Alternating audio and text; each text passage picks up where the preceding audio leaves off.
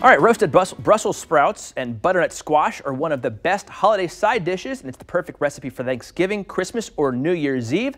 Jessica Crozier joins us now in the Price Chopper kitchen to show us how to prepare them the right way. Jessica, I promise I will keep my shirt on for the cooking segment. We won't have any naked kitchen segments today. No naked cooking? Just naked magicians for this morning. It was in my contract. I have to keep my shirt on.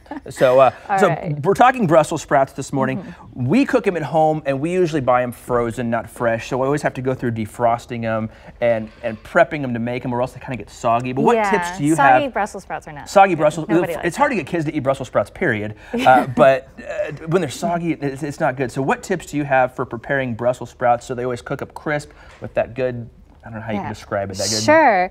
Well, I would always recommend getting fresh Brussels sprouts. You can find them in the produce section at Price Chopper.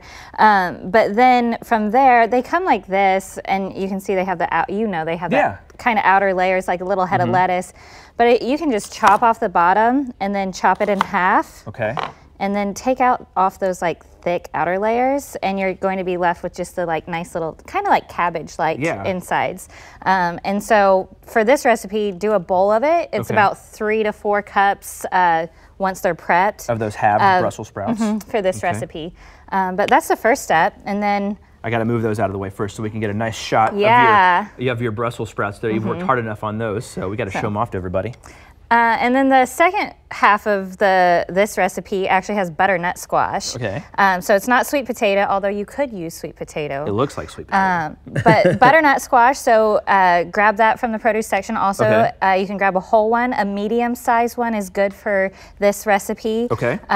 That's about what this is. And just cube it into about 1 inch. So it's about the same size of the Brussels sprouts to the cubes of butternut squash. Gotcha. And then we get started. All right. Let's get to it. For the Brussels sprouts, we're going to do these separate, just so they roast up a little bit better. Okay, so on separate trays, so just a little bit of extra virgin olive oil. Yep, so a little bit of olive oil. I'm going to put a little bit more in there. I grabbed the wrong bowl. And then some salt with the Brussels sprouts. So just olive oil and salt with the Brussels sprouts, and you'll mix these up. Do you like doing pepper on your Brussels sprouts at all? You can, since this is a sweeter recipe. I skip the pepper for this one, but if it's more of a savory style, then pepper, absolutely. But then you'll spread them out on the pan. Okay, easy enough.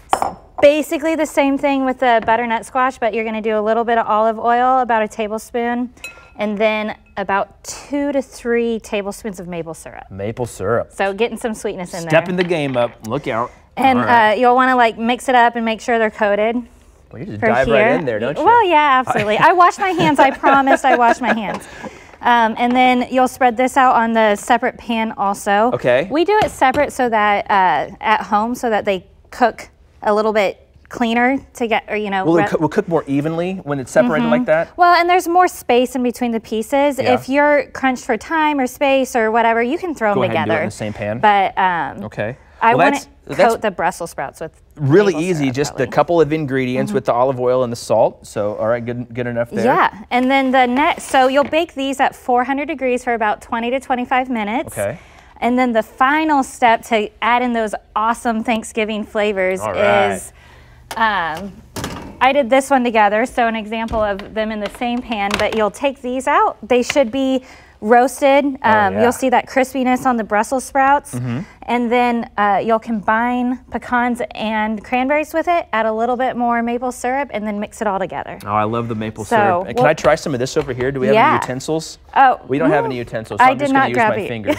And I did wash my hands, but I will try it. I forgot to grab a fork. I got to read this first, and then I'm going to try it. So for more great ideas and fresh dish recipes, make sure you visit mypricechopper.com. You can also find demo videos and get extra how-to help. And now I'm eating my Brussels sprouts, Mom.